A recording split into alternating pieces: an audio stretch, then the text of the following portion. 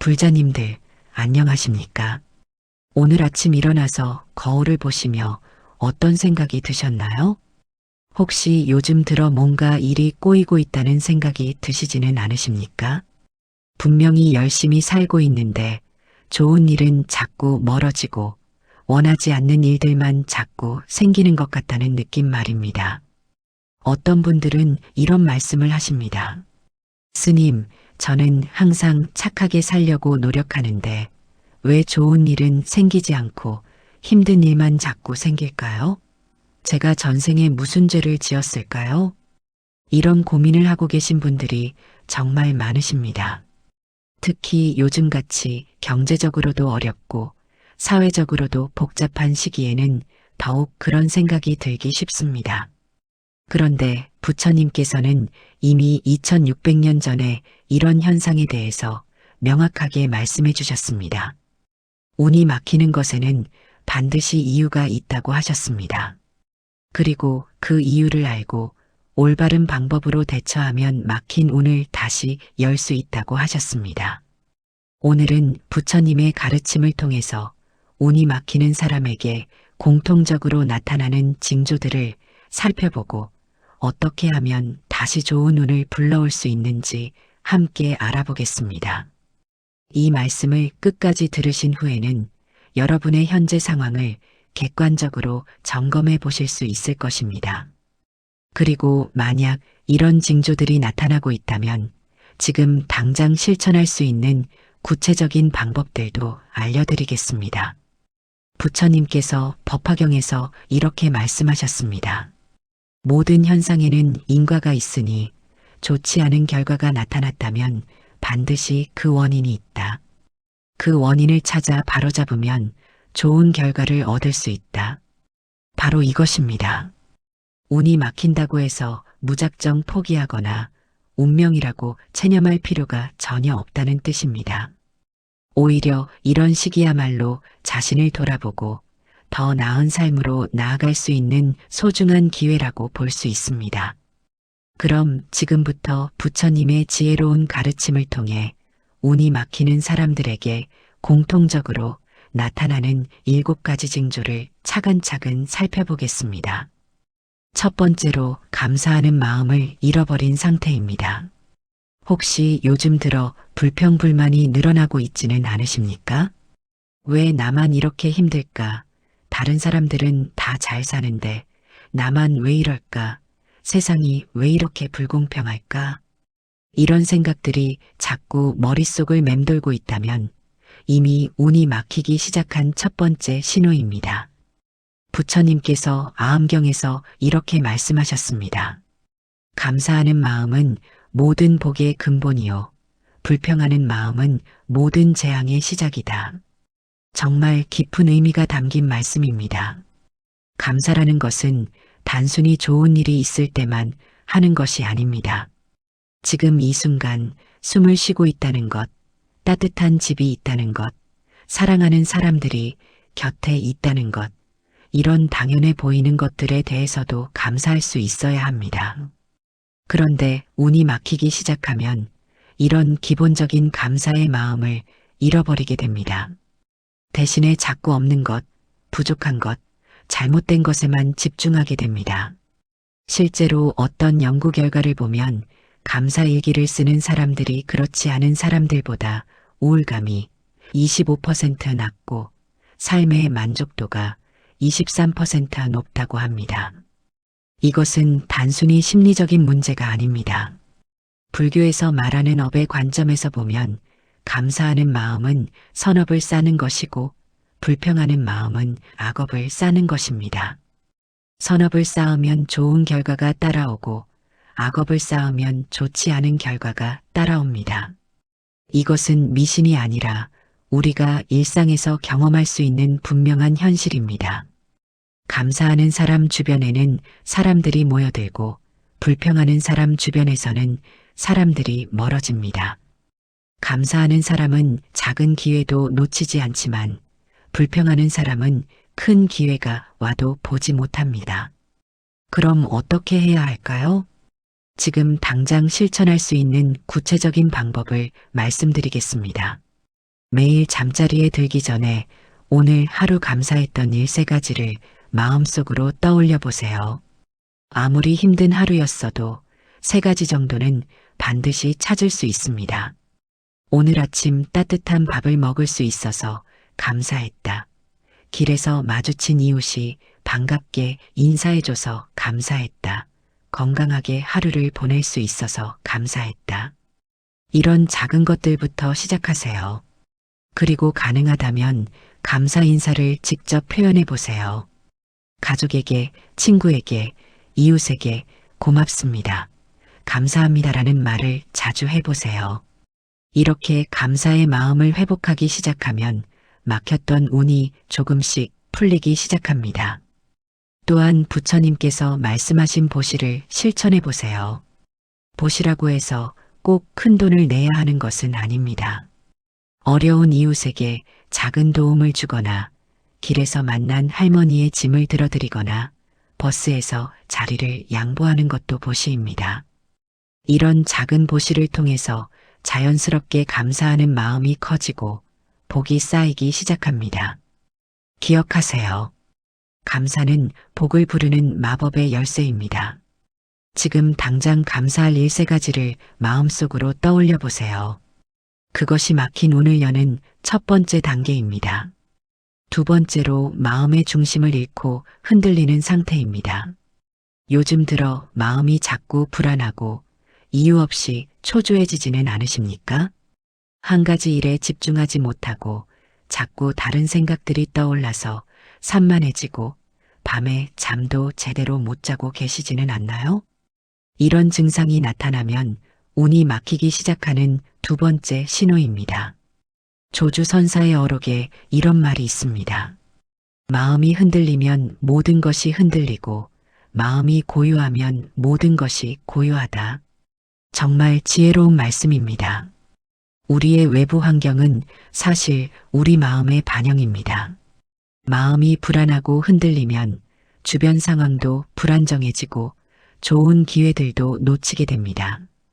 반대로 마음이 평온하고 안정되면 주변 상황도 안정되고 좋은 기회들을 놓치지 않게 됩니다. 그런데 현대 사회에서는 마음의 중심을 잃기가 참 쉽습니다. 스마트폰으로 쏟아지는 각종 정보들, SNS의 끝없는 비교, 경쟁 사회의 스트레스, 미래에 대한 불안 등이 우리 마음을 끊임없이 흔들어 놓습니다. 특히 요즘에는 코로나19 이후로 모든 것이 불확실해지면서 많은 분들이 마음의 중심을 잃고 계십니다. 그런데 부처님께서는 이미 이런 상황을 예견하시고 마음의 중심을 지키는 구체적인 방법을 가르쳐 주셨습니다. 그것이 바로 정념입니다. 정념이란 지금 이 순간에 깨어있는 마음, 현재에 집중하는 마음을 말합니다.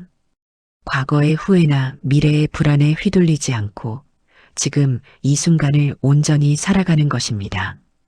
부처님께서 대념처경에서 이렇게 말씀하셨습니다. 과거를 쫓지 말고 미래를 기대하지 마라. 과거는 이미 지나갔고 미래는 아직 오지 않았다. 현재의 이 순간을 똑똑히 보라. 현재 이 순간에 집중하는 것, 이것이 마음의 중심을 지키는 핵심입니다. 그럼 구체적으로 어떻게 실천할 수 있을까요? 가장 쉽고 효과적인 방법은 호흡 명상입니다. 하루에 10분만이라도 시간을 내어서 조용한 곳에 앉아서 자신의 호흡에 집중해 보세요. 숨이 들어오는 것과 나가는 것을 그저 지켜보기만 하세요. 처음에는 잡념이 많이 올라올 것입니다. 그럴 때마다 다시 호흡으로 마음을 돌리세요. 이것을 반복하다 보면 점차 마음이 고요해지고 안정됩니다. 또 다른 방법은 염불입니다. 나무아미타불, 관세음보살 같은 부처님의 이름을 반복해서 염하는 것입니다. 이것은 단순한 주문이 아닙니다. 부처님의 자비로운 에너지와 연결되어 마음의 평화를 얻는 수행법입니다. 걸어가면서도 할 수 있고 일을 하면서도 할 수 있어서 매우 실용적입니다. 특히 마음이 불안할 때 염불을 하면 신기하게도 마음이 차분해집니다. 또한 108배도 좋은 방법입니다. 절을 하면서 자연스럽게 마음이 겸손해지고 몸과 마음이 함께 정화됩니다. 절을 할 때는 부처님께 자신의 모든 걱정과 불안을 맡긴다는 마음으로 하세요. 그리고 일상생활에서는 한 번에 한 가지만 하는 습관을 기르세요. 밥을 먹을 때는 밥 먹는 것에만 집중하고, 걸을 때는 걷는 것에만 집중하고, 일할 때는 일에만 집중하세요. 이렇게 현재 순간에 집중하는 습관이 생기면 마음의 중심이 점점 단단해집니다. 그리고 무엇보다 중요한 것은 마음이 흔들릴 때 그 자체를 나쁘게 여기지 않는 것입니다. 흔들리는 것도 자연스러운 현상입니다. 바람이 불면 나무가 흔들리는 것처럼 외부의 자극이 있으면 마음도 흔들릴 수 있습니다. 중요한 것은 흔들렸을 때 다시 중심으로 돌아오는 것입니다. 부처님께서 말씀하신 중도의 정신으로 지나치게 경직되지도 말고 지나치게 흔들리지도 말고 유연하면서도 중심을 지켜나가세요. 마음의 중심이 서면 인생의 중심도 서게 됩니다. 그리고 중심이 선 사람에게는 자연스럽게 좋은 기운이 모여듭니다. 지금 당장 5분만 시간을 내어서 눈을 감고 자신의 호흡에 집중해 보세요. 그것이 마음의 중심을 회복하는 첫걸음입니다. 세 번째로 말과 행동이 일치하지 않는 상태입니다. 혹시 요즘 들어 자신과의 약속을 자주 어기고 계시지는 않나요? 내일부터는 일찍 일어나겠다. 다음 주부터는 운동을 시작하겠다. 이번 달부터는 금연을 하겠다. 이런 다짐을 하지만 며칠 지나지 않아서 다시 원래대로 돌아가고 계시지는 않습니까? 또는 다른 사람에게는 좋은 말을 하면서 정작 자신은 그대로 살지 못하고 계시지는 않나요? 이런 상태가 계속되면 운이 막히는 세 번째 신호입니다. 부처님께서 법구경에서 이렇게 말씀하셨습니다. 말과 행동이 일치하는 사람은 모든 곳에서 환영받지만 말과 행동이 다른 사람은 자신도 믿지 않게 된다. 정말 중요한 말씀입니다. 말과 행동의 일치, 이것을 불교에서는 계라고 합니다. 계는 단순히 규칙을 지키는 것이 아닙니다. 자신과의 약속을 지키고 일관성 있는 삶을 사는 것입니다. 이런 일관성이 있어야 내면에 힘이 생기고 그 힘이 운을 부르는 원동력이 됩니다. 그런데 왜 말과 행동이 일치하지 않게 될까요? 첫 번째 이유는 자신을 과대평가하기 때문입니다. 나는 이 정도는 할 수 있어라고 생각하지만 실제로는 그렇지 못한 경우가 많습니다. 두 번째 이유는 즉석에서 감정적으로 결정하기 때문입니다. 그 순간의 기분에 따라 성급하게 약속을 하지만 시간이 지나면 그 의지가 사라집니다. 세 번째 이유는 작은 것부터 시작하지 않기 때문입니다. 처음부터 너무 큰 변화를 시도하다가 포기하게 됩니다. 그럼 어떻게 하면 말과 행동을 일치시킬 수 있을까요? 부처님께서 가르쳐 주신 방법들을 실천해 보세요. 먼저 작은 약속부터 지키기입니다. 하루에 물 8잔 마시기, 매일 10분 산책하기, 감사 인사 5번 하기 같은 작은 것부터 시작하세요. 이런 작은 약속을 지키는 성공 경험이 쌓이면 점차 큰 약속도 지킬 수 있는 힘이 생깁니다. 두 번째는 공개적으로 약속하기입니다. 가족이나 친구들 앞에서 자신의 계획을 이야기하세요. 그러면 책임감이 생겨서 약속을 지킬 가능성이 높아집니다. 세 번째는 매일 점검하기입니다. 잠자리에 들기 전에 오늘 세운 약속을 얼마나 지켰는지 스스로 점검해 보세요. 지키지 못했다고 해서 자신을 책망할 필요는 없습니다. 다만 내일은 더 잘하겠다는 다짐을 하세요. 네 번째는 이유 말고 방법 찾기입니다. 약속을 지키지 못할 때 이유를 대는 대신 방법을 찾으세요. 시간이 없어서라고 말하는 대신 언제 시간을 낼 수 있을까? 를 생각해 보세요. 다섯 번째는 부처님께 서원하기입니다. 단순한 개인적 다짐이 아니라 부처님 앞에서 서원하는 마음으로 약속하세요. 그러면 더 깊은 책임감과 의지력이 생깁니다. 원효 대사께서 이런 말씀을 하셨습니다. 하루의 작은 실천이 일생의 큰 변화를 만든다. 정말 지혜로운 말씀입니다. 매일매일 작은 약속을 지켜나가는 것, 그것이 인생을 바꾸는 힘이 됩니다.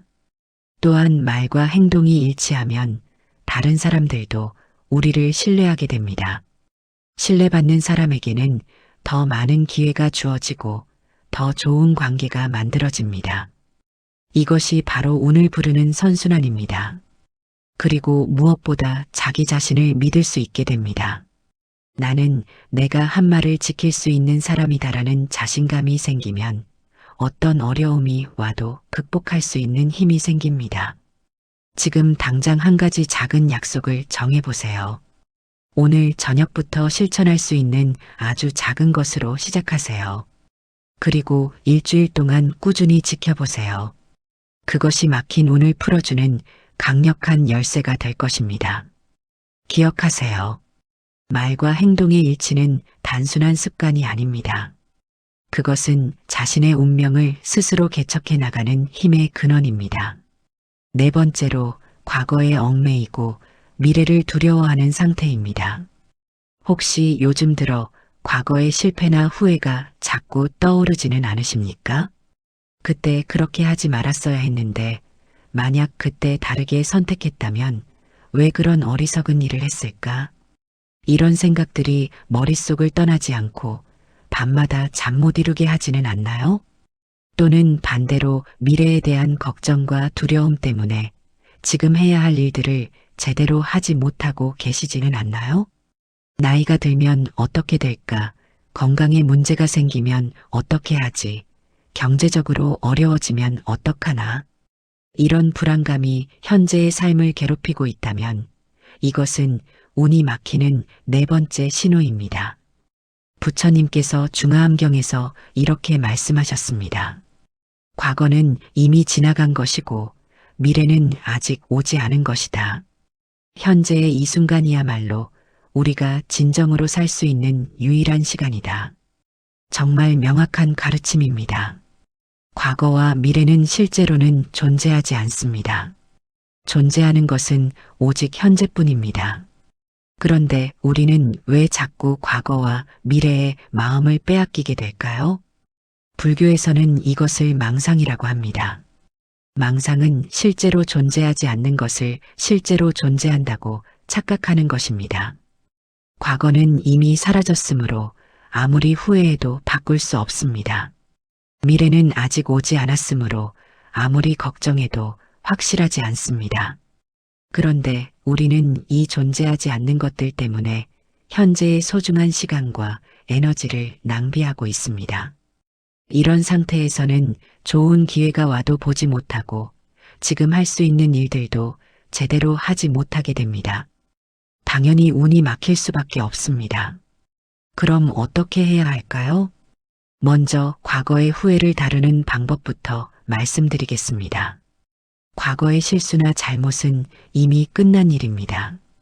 그것을 후회하는 것보다는 그 경험에서 무엇을 배웠는지에 집중하세요. 부처님께서는 모든 경험은 깨달음의 재료라고 하셨습니다. 실패도 고통도 모든 것이 우리를 성장시키는 소중한 경험입니다. 과거를 후회의 대상이 아니라 지혜의 보고로 바라보세요. 그 일이 있었기 때문에 내가 더 성숙해졌다. 그 경험 덕분에 다른 사람의 아픔을 이해할 수 있게 되었다.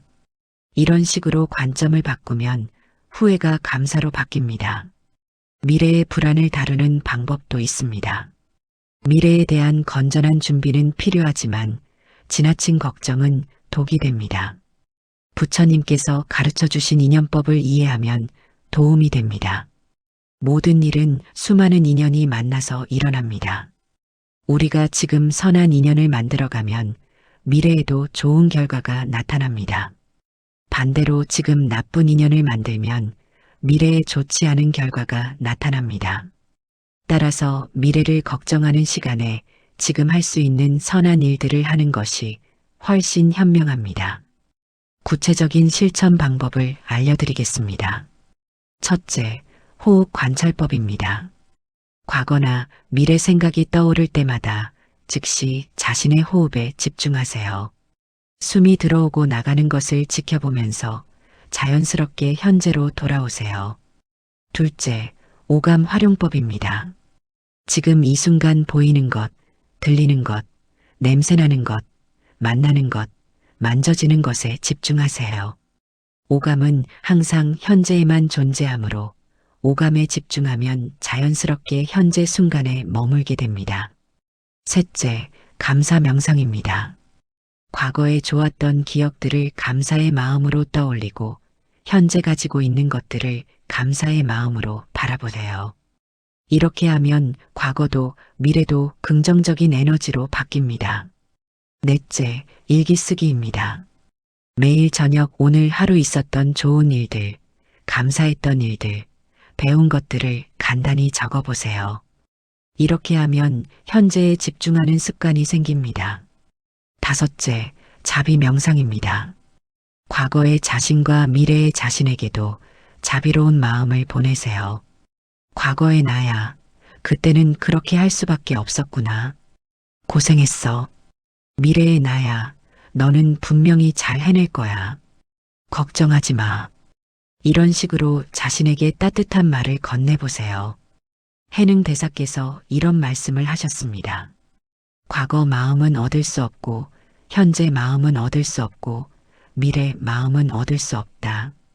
이 말씀의 의미는 진정한 마음은 과거도 현재도 미래도 초월한 곳에 있다는 뜻입니다. 시간에 얽매이지 않는 자유로운 마음, 그것이 진정한 해탈의 마음입니다. 지금 당장 눈을 감고 10번만 깊게 숨을 쉬어보세요. 숨을 쉬는 이 순간, 바로 여기가 우리가 진정으로 살아있는 시간과 공간입니다. 과거의 무게와 미래의 걱정을 내려놓고 이 순간의 소중함을 느껴보세요. 그것이 막힌 오늘 여는 네 번째 열쇠입니다. 다섯 번째로 자신의 한계만 보고 가능성을 보지 못하는 상태입니다. 혹시 요즘 드러나는 안 돼. 이미 늦었어. 나이가 너무 많아.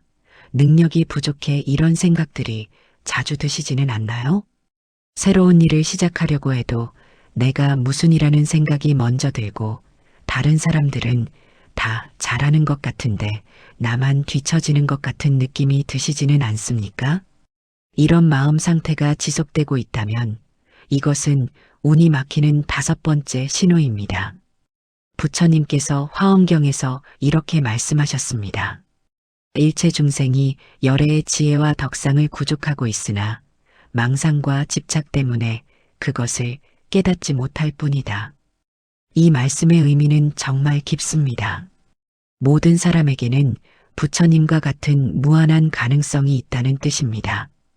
다만 우리가 스스로 만든 한계와 편견 때문에 그 가능성을 보지 못할 뿐입니다. 나이, 학력, 경험, 환경 등은 분명히 현실적인 조건들입니다. 하지만 그것들이 우리의 가능성을 완전히 막는 것은 아닙니다. 역사를 보면 이런 조건들을 뛰어넘어 훌륭한 성취를 이룬 사람들이 얼마나 많습니까? 불교 역사에서도 마찬가지입니다. 해능 대사는 글도 모르는 나무꾼이었지만 선불교의 육조가 되셨습니다. 원효 대사는 정식 교육을 받지 못했지만 한국 불교의 큰 스승이 되셨습니다. 이분들의 공통점은 무엇일까요? 자신의 한계에 집착하지 않고 무한한 가능성을 믿었다는 것입니다. 그럼 우리는 왜 자꾸 한계만 보게 될까요? 첫째, 과거의 실패 경험 때문입니다. 한두 번 실패하면 역시 나는 안 되라고 결론을 내리게 됩니다. 둘째, 다른 사람과의 비교 때문입니다. 다른 사람들의 성공만 보고 자신은 부족하다고 생각하게 됩니다. 셋째, 사회의 편견 때문입니다. 나이가 들면 새로운 것을 배우기 어렵다, 학력이 없으면 성공하기 어렵다 같은 편견에 사로잡히게 됩니다. 넷째, 완벽주의 때문입니다. 처음부터 완벽하게 하려고 하다가 조금이라도 부족하면 포기하게 됩니다. 그럼 어떻게 하면 자신의 가능성을 다시 볼 수 있을까요? 부처님께서 가르쳐 주신 지혜를 실천해 보세요. 첫째, 초심을 회복하세요. 초심자의 마음으로 돌아가면 모든 것이 새롭고 흥미로워집니다. 나는 뭘 해도 안 돼가 아니라 오늘은 뭘 새로 배워볼까? 라는 마음으로 바꿔보세요. 둘째, 작은 성공을 경험하세요. 큰 목표를 세우기보다는 작은 목표부터 달성해 보세요. 작은 성공의 경험이 쌓이면 자신감이 생기고 더 큰 도전도 할 수 있게 됩니다. 셋째, 성장 마인드를 가지세요. 나는 이렇게 태어난 거야라는 고정 마인드에서 나는 언제든 성장할 수 있어라는 성장 마인드로 바꿔보세요. 넷째, 롤모델을 찾으세요. 자신과 비슷한 조건에서 성공한 사람들의 이야기를 찾아보세요. 그들도 처음에는 똑같이 어려움을 겪었지만 포기하지 않고 노력해서 성공했다는 것을 알 수 있습니다. 다섯째, 부처님의 가르침을 공부하세요. 불경을 읽고 법문을 들으면서 자신 안에 있는 무한한 가능성을 발견하세요. 구체적인 실천 방법을 알려드리겠습니다. 매일 아침 일어나서 오늘 나는 무엇을 새로 배울 수 있을까? 라고 자신에게 질문해 보세요. 그리고 하루에 한 가지씩 새로운 시도를 해보세요. 새로운 음식을 해보거나 새로운 길로 걸어보거나 새로운 사람과 대화해보거나 작은 것부터 시작하세요. 또한 감사 리스트를 만들어 보세요. 자신이 지금까지 이룬 것들, 가지고 있는 능력들, 좋은 경험들을 적어보세요.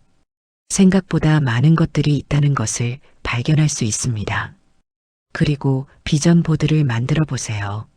자신이 이루고 싶은 꿈들을 그림이나 사진으로 만들어서 자주 보세요. 시각화는 가능성을 현실로 만드는 강력한 도구입니다. 마지막으로 부처님께 서원하세요. 자신의 꿈과 목표를 부처님께 서원하고 매일 그 서원을 새롭게 다짐하세요. 법정 스님께서 이런 말씀을 하셨습니다. 불가능해 보이는 일도 한 걸음씩 걸어가면 언젠가는 도달할 수 있다. 정말 지혜로운 말씀입니다. 중요한 것은 목적지가 아니라 한 걸음 한 걸음 걸어가는 과정입니다. 지금 당장 자신에게 이렇게 말해보세요. 나에게는 무한한 가능성이 있다. 나는 언제든 새로운 시작을 할 수 있다. 나는 부처님의 자녀로서 무엇이든 할 수 있다. 이런 긍정적인 자기 대화가 쌓이면 막혔던 운이 다시 흐르기 시작합니다. 기억하세요. 한계는 대부분 우리 마음속에만 존재합니다. 그 한계를 깨뜨리는 순간 인생의 새로운 문이 열립니다. 여섯 번째로 분노와 원망의 감정에 사로잡힌 상태입니다. 혹시 요즘 들어 누군가에 대한 분노나 원망이 마음에서 떠나지 않고 계시지는 않나요? 저 사람 때문에 내가 이렇게 되었어. 세상이 너무 불공평해. 왜 착한 사람은 손해를 보고 나쁜 사람은 잘 살까? 이런 생각들이 자꾸 떠오르고 밤에 잠자리에 누워서도 화가 나서 잠을 이루지 못하시지는 않습니까? 특정한 사람이나 상황에 대한 분노가 계속해서 마음을 괴롭히고 있다면 이것은 운이 막히는 여섯 번째 신호입니다. 부처님께서 법구경에서 이렇게 말씀하셨습니다. 분노는 뜨거운 숯을 손에 쥐고 다른 사람에게 던지려는 것과 같다. 다른 사람이 다칠지도 모르지만 먼저 자신의 손이 탄다. 정말 명확한 비유입니다. 분노와 원망은 상대방보다 자신을 더 해롭게 만듭니다. 분노하는 동안 우리의 몸과 마음은 스트레스 호르몬으로 가득 차고 면역력이 떨어지며 판단력이 흐려집니다. 또한 분노의 에너지는 주변의 좋은 기운들을 밀어내고 부정적인 에너지를 끌어들입니다. 분노하는 사람 주변에는 사람들이 모여들지 않고 좋은 기회들도 멀어집니다. 그런데 분노와 원망이라는 감정 자체가 나쁜 것은 아닙니다. 불의한 일을 보고 화가 나는 것은 자연스러운 반응입니다. 문제는 그 분노에 사로잡혀서 헤어나지 못하는 것입니다. 분노를 느끼는 것과 분노에 사로잡히는 것은 완전히 다릅니다. 부처님도 불의한 일을 보시면 분노하셨습니다.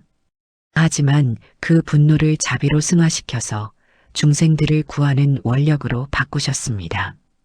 우리도 그렇게 할 수 있습니다. 분노를 건설적인 에너지로 바꿔서 더 나은 세상을 만드는 힘으로 사용할 수 있습니다. 그럼 어떻게 하면 분노와 원망에서 벗어날 수 있을까요? 첫째, 분노의 원인을 정확히 파악하세요. 진짜 화가 난 이유가 무엇인지 깊이 들여다보세요. 대부분의 경우 분노 뒤에는 상처받은 마음, 두려움 또는 좌절감이 숨어 있습니다. 그 진짜 감정을 인식하고 받아들이면 분노도 자연스럽게 가라앉습니다. 둘째, 용서를 연습하세요. 용서는 상대방을 위한 것이 아니라 자신을 위한 것입니다. 용서한다고 해서 상대방의 잘못이 없어지는 것은 아닙니다.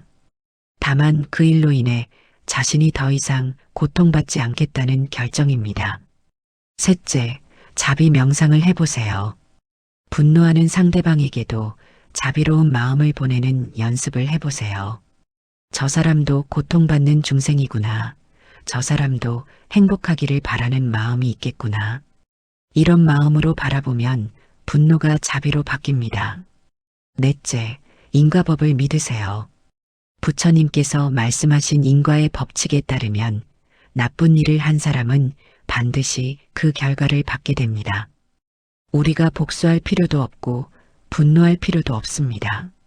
그냥 인과의 법칙에 맡기고 우리는 우리가 할 일에 집중하면 됩니다. 다섯째, 운동으로 분노를 해소하세요. 분노의 에너지는 몸에 쌓이므로 운동을 통해서 그 에너지를 건전하게 방출할 수 있습니다. 빠르게 걷기, 달리기, 수영 등이 특히 효과적입니다. 구체적인 실천 방법을 알려드리겠습니다. 화나는 일기 써보세요. 화가 날 때마다 그 감정을 종이에 적어보세요. 왜 화가 났는지, 어떤 기분인지, 어떻게 하고 싶은지 솔직하게 적어보세요. 그리고 다 적은 후에는 그 종이를 찢어서 버리거나 태워버리세요. 이것만으로도 마음이 많이 가벼워집니다. 원망 리스트 태우기도 해보세요. 자신이 원망하고 있는 사람들의 이름을 종이에 적고 부처님께 이들을 용서할 수 있게 도와주세요라고 기도한 후 그 종이를 태워버리세요. 물론 안전한 장소에서 하셔야 합니다. 자비 주문을 외워보세요. 모든 중생이 행복하기를 바랍니다. 모든 중생이 고통에서 벗어나기를 바랍니다. 이 주문을 매일 108번씩 외우면 마음에 자비가 자라납니다. 108배도 분노 해소에 매우 효과적입니다. 절을 하면서 저의 분노와 원망을 부처님께 맡깁니다라고 마음속으로 외치세요. 몸과 마음이 함께 정화됩니다. 달마 대사께서 이런 말씀을 하셨습니다. 마음이 평화로우면 모든 것이 평화롭고 마음이 어지러우면 모든 것이 어지럽다. 분노와 원망을 내려놓는 것은 약함이 아니라 진정한 강함입니다. 그리고 그 강함이 우리를 더 큰 평화와 행복으로 이끌어줍니다. 지금 당장 자신이 분노하고 있는 사람이나 상황을 떠올려 보세요. 그리고 마음속으로 이렇게 말해보세요. 나는 이제 이 분노를 내려놓겠습니다. 나는 평화를 선택합니다. 이 한마디가 막힌 오늘 여는 6번째 열쇠가 될 것입니다. 7번째로 이기심과 욕심에 빠져 나눔을 잊은 상태입니다. 혹시 요즘 들어 자신만 생각하고 다른 사람들에 대한 관심이나 배려가 줄어들고 계시지는 않나요?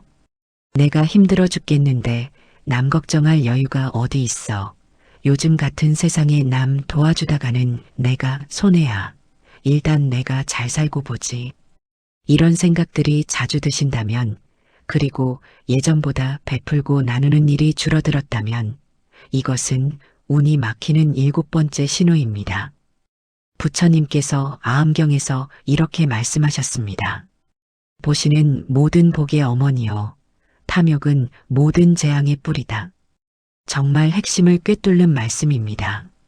나누는 것이 복을 부르고 욕심내는 것이 재앙을 부른다는 뜻입니다. 이것은 단순한 도덕적 가르침이 아닙니다. 우주의 법칙, 에너지의 순환 원리를 말씀하신 것입니다. 물이 흐르지 않고 고이면 썩는 것처럼 복도 나누지 않고 혼자만 가지려고 하면 막히게 됩니다.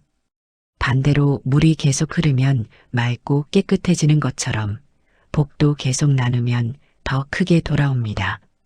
그런데 현대 사회는 경쟁이 치열하고 개인주의가 팽배해서 이기적으로 생각하기 쉬운 환경입니다.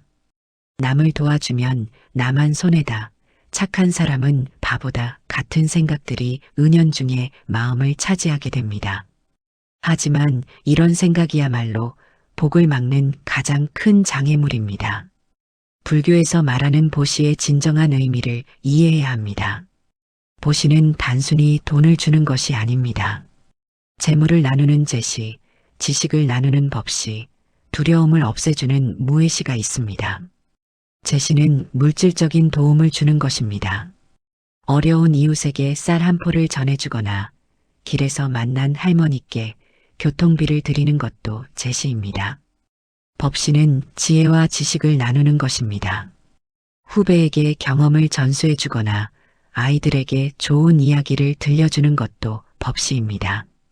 무해시는 두려워하거나 걱정하는 사람을 위로하고 용기를 주는 것입니다.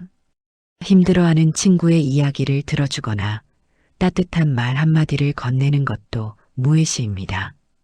이렇게 보면 보시는 특별한 사람만 할 수 있는 것이 아닙니다. 누구나 자신이 가진 것 중에서 조금씩 나눌 수 있습니다. 돈이 없으면 시간을 나누고, 시간이 없으면 따뜻한 말을 나누고, 그것도 어려우면 미소라도 나눌 수 있습니다. 그럼 구체적으로 어떻게 실천할 수 있을까요? 첫째, 작은 보시부터 시작하세요. 매일 작은 선행을 하나씩 해보세요. 엘리베이터에서 다른 층 버튼을 눌러주기, 지하철에서 자리 양보하기, 길에서 떨어진 쓰레기 줍기 같은 아주 작은 것부터 시작하세요. 둘째, 정기 기부를 해보세요. 매월 일정 금액을 어려운 이웃을 위해 기부해보세요. 액수는 중요하지 않습니다. 월 1만 원, 5천 원이라도 꾸준히 하는 것이 중요합니다.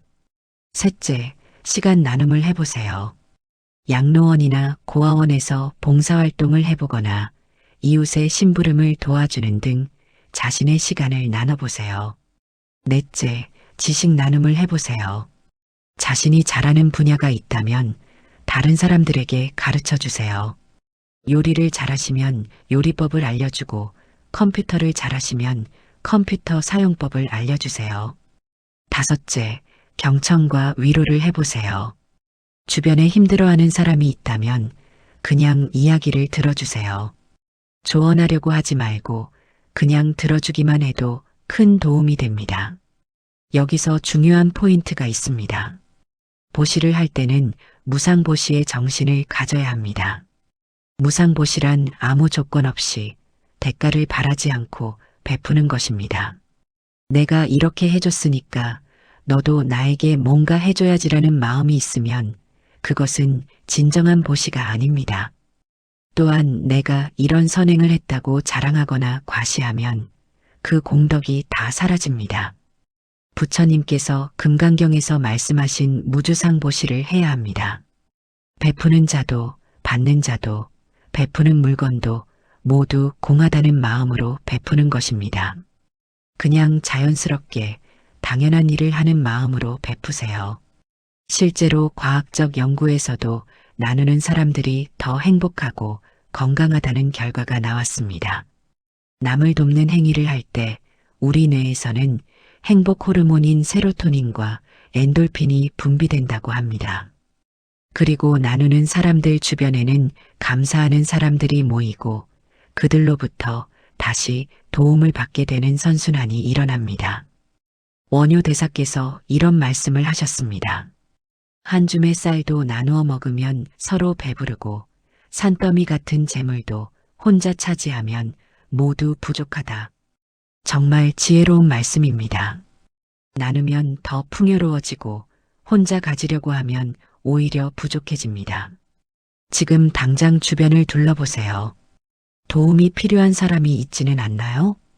작은 도움이라도 줄 수 있는 일이 있지는 않나요? 오늘부터 하루에 한 가지씩 작은 선행을 실천해 보세요. 그것이 막힌 운을 여는 가장 강력한 마지막 열쇠가 될 것입니다. 불자님들, 오늘 말씀드린 7가지 징조들을 다시 한번 정리해 보겠습니다. 첫째, 감사하는 마음을 잃어버리고 불평불만이 늘어나는 것. 둘째, 마음의 중심을 잃고 불안과 초조에 시달리는 것. 셋째, 말과 행동이 일치하지 않아 자신과의 약속을 자주 어기는 것. 넷째, 과거의 후회와 미래의 걱정에 사로잡혀 현재를 놓치는 것. 다섯째, 자신의 한계만 보고 가능성을 보지 못하는 것. 여섯째, 분노와 원망의 감정에 사로잡혀 마음의 평화를 잃는 것. 일곱째, 이기심과 욕심에 빠져 나눔과 베풀물 잊는 것. 이 7가지 중에서 한 가지라도 해당되는 것이 있다면 지금 당장 부처님의 가르침대로 실천해 보세요. 감사의 마음을 회복하고 명상으로 마음을 안정시키고 작은 약속부터 지키고 현재에 집중하고 자신의 가능성을 믿고 분노를 내려놓고 작은 것부터 나누기 시작하세요. 이런 실천들이 쌓이면 막혔던 운이 다시 흐르기 시작합니다. 그리고 무엇보다 중요한 것은 이 모든 것이 하루아침에 이루어지는 것이 아니라는 점입니다. 꾸준한 수행과 실천을 통해서 조금씩 변화해 나가는 것입니다. 부처님께서도 한순간에 깨달음을 얻으신 것이 아니라 오랜 수행을 통해서 점진적으로 완성해 나가셨습니다. 우리도 마찬가지로 인내심을 가지고 꾸준히 실천해 나가면 됩니다. 그리고 혼자서 하기 어려우면 같은 뜻을 가진 버부들과 함께 하시기 바랍니다. 혼자서는 어려운 일도 여러 사람이 함께하면 쉬워집니다. 또한 정기적으로 사찰에 나가서 법문도 듣고 스님들의 지도도 받으시기 바랍니다. 부처님의 가르침은 이론으로만 배우는 것이 아니라 실생활에서 직접 체험하고 실천하는 것입니다.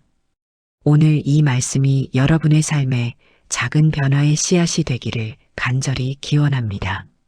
막힌 운이 뚫리고 좋은 인연들이 찾아오고 원하시는 모든 일들이 성취되시기를 부처님께 간절히 기도드립니다. 부처님의 자비와 지혜가 항상 여러분과 함께 하시기를 바라며 오늘 말씀을 마치겠습니다. 만약 오늘 말씀이 도움이 되셨다면 좋아요 버튼을 눌러주시고 주변에 어려워하시는 분들에게도 이 소중한 가르침을 나누어 주시기 바랍니다. 그리고 댓글로 여러분의 수행 체험이나 변화의 이야기도 들려주세요. 법우님들의 이야기가 다른 분들에게도 큰 힘과 용기가 될 것입니다. 부처님의 무량한 자비와 지혜가 모든 중생에게 두루 미치기를 간절히 기원하며 모든 법우님들이 고통에서 벗어나 진정한 평화와 행복을 얻으시기를 서원합니다. 나무 아미타불 관세음보살